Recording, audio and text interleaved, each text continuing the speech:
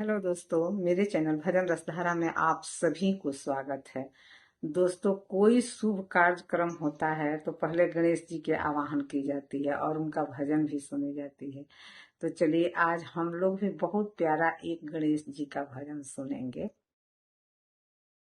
पहिले पूजनमा तुहार हो, गौरी के ललनमा।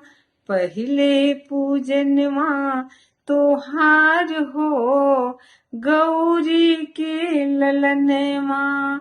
गौरी के ललनवा रिधि सिधि के सजनवा। गौरी के ललनवा रिधि सिधि के सजनवा। अरे पहिले पूजनवा तोहार हो, गौरी के ललनवा।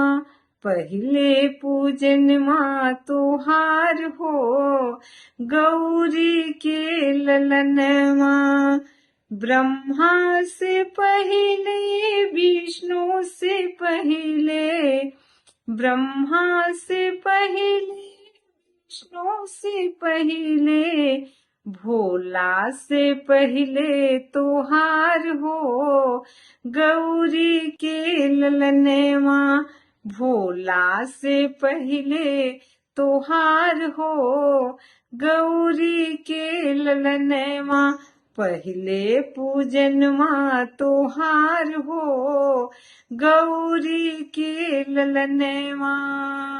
गंगा से पहिले जमुना से पहिले, गंगा से पहिले जमुना से पहिले, सतगुरु से पहिले तुहार हो, गौरी के ललनवा। सतगुरु से पहिले तुहार हो, गौरी के ललनवा। पहिले पूजनवा तुहार हो, गौरी के ललनवा।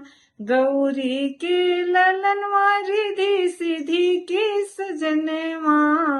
गौरी के ललनवा रिधि सिधि के सजनवा। अरे पहिले पूजनवा तोहार हो, गौरी के ललनवा। पहिले पूजनवा तोहार हो, गौरी के ललनवा।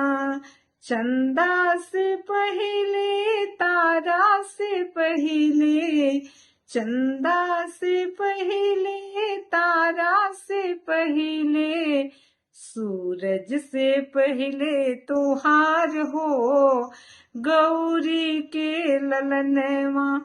सूरज से पहिले तुहार हो, गौरी के ललनवा। पहिले पूजनवा तुहार हो, गौरी के ललनवा।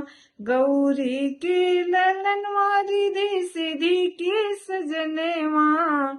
अरे पहिले पूजनवा तुहार हो, गौरी के ललनवा। पहिले पूजनवा तुहार हो, गौरी के ललनवा।